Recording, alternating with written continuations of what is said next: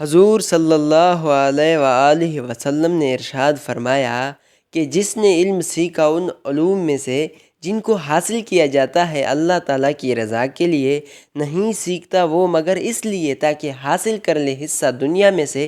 تو نہیں پائے گا وہ قیامت کے دن جنت کی خوشبو کو۔ اس حدیث کا مطلب یہ ہے کہ جو شخص علم دین کو اللہ تعالیٰ کی رضا کی بجائے دنیا کمانے کا ذریعہ بناتا ہے، تو ایسا شخص جنت کی خوشبو تک نہیں سونگھ سکے گا، یعنی اس کے اور جنت کے درمیان فاصلہ کر دیا جائے گا۔ معلوم ہوا کہ علم دین میں بھی جس کی نیت صحیح ہوگی، یعنی اللہ تعالیٰ کی رضا کی نیت ہوگی، تو وہی علم کام آئے گا اور اسی پر فضیلت ملے گی۔ یہ وعید اس وقت ہے جب کہ مال اور دنیا حاصل کرنے کی غرض سے علم سیکھتا ہو، ورنہ اگر کوئی شخص علم بھی حاصل کر رہا ہے اور مال بھی کما رہا ہے تو وہ اس وعید میں نہیں ہے،